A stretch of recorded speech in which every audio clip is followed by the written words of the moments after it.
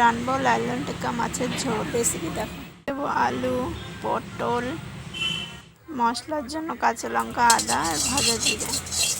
কড়াইয়ে দেবো সাদা তেল। মাছ ভাজার জন্য মাছে হলুদ, লবণ দিয়ে ভালো করে মাখিয়ে নেব।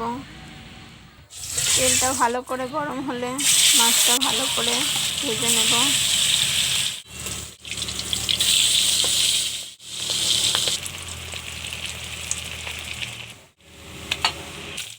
মাছ ভাজা আমাদের হয়ে গেছে। পরে দেবো আলু, একটু ভেজে নিয়ে পটল ভাজা ভাজা হলে দেবো মশলা, আদা ও লঙ্কা বাটা, দেবো লবণ, দেবো হলুদ। ভালো করে মশলাটাকে কষিয়ে নিয়ে দেবো জল।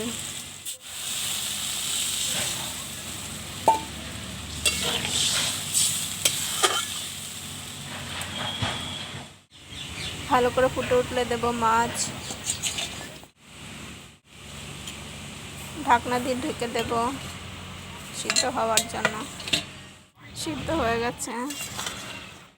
দেব ভাজা জিরে বাটা।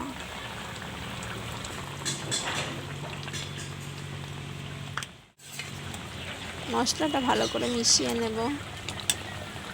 সামান্য ফুটলে আবার নামিয়ে নেব। লাইলন টিক্কা মাছ রান্না কমপ্লিট।